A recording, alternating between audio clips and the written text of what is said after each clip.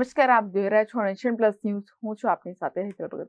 સુરતમાં અકસ્માતોની ઘટના બનતી અટકાવવા માટે પોલીસ મેદાનમાં આવી છે. ટ્રાફિક પોલીસે વાહન ચાલકો માટે આઈ ચેકઅપ કેમ્પ યોજ્યો હતો. સુરતમાં અકસ્માતોની ઘટના દિવસે ને દિવસે વધી રહી છે, ત્યારે ટ્રાફિક પોલીસ અકસ્માતોની ઘટના અટકાવવા માટે આગળ આવી છે.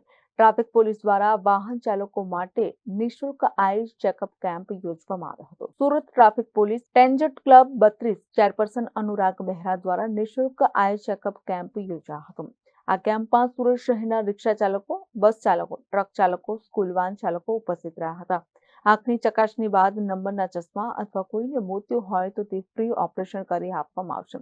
સાથોસાથ 16 જેટલા જ્યોતિ દિવ્યમને ચશ્માનું પણ વિતરણ કરવામાં આવ્યું હતું. સુરત શહેર ટ્રાફિક શાખા દ્વારા માનનીય પોલીસ કમિશનર શ્રીના આદેશ અનુસાર આજ રોજ પોલીસ તાલીમ કેન્દ્ર ખાતે હેવી વ્હીકલના ડ્રાઈવર, બસના ડ્રાઈવર, રિક્ષા ડ્રાઈવર અને કેબ ડ્રાઈવર એ તમામનો આઈ ચેકઅપનો એક કેમ્પ રાખવામાં આવેલો છે. લગભગ 58% જેટલા એક્સિડન્ટ એ આંખમાં જોવાની કમી હોવાના કારણે થતા હોય છે. તો આવી કમીને નિવારવા માટે આજરોજ આઈ ચેકઅપ કેમ્પ રાખવામાં આવેલો, જેમાં ટેન્જન્ટ ક્લબ અને 41 ક્લબના સહયોગથી આ ક્લબમાં 250 થી વધારે આજરોજ ડ્રાઈવરોનું આઈ ચેકઅપનું આયોજન હાથ ધરેલ છે.